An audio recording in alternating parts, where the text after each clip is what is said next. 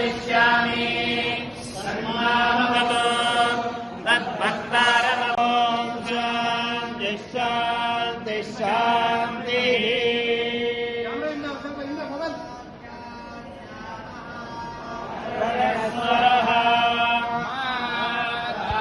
ಇರೋದ್ರಿಂದಾಗಿ ಅವ್ಯಾಪ್ತಿ ದೋಷ ಇಲ್ಲ.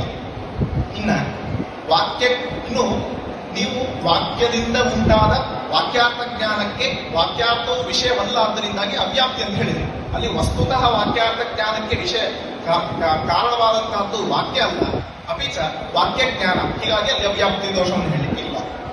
ಅಲ್ಲ, ವಾಕ್ಯಾರ್ಥ ಜ್ಞಾನಕ್ಕೆ ಜನ್ಯತೆ ಇದೆ. ವಾಕ್ಯಾರ್ಥ ಜ್ಞಾನಸ್ಯ ಆಕಾಶಮಪಿ ವಿಷಯಸ್ಯ. ಯಾಕೆ ಆಕಾಶದಲ್ಲಿ ಸಮವಾಯನ ವಿದ್ಯಮಾನವಾಗಿದೆ, ಇದರ ವೃತ್ತಿಯಾಗಿದೆ ಯಾವುದು ಪದ ಸಮುದಾಯ ರೂಪವಾದಂತಹ ವಾಕ್ಯ. ಹೀಗಾಗಿ ಆಕಾಶದಲ್ಲಿ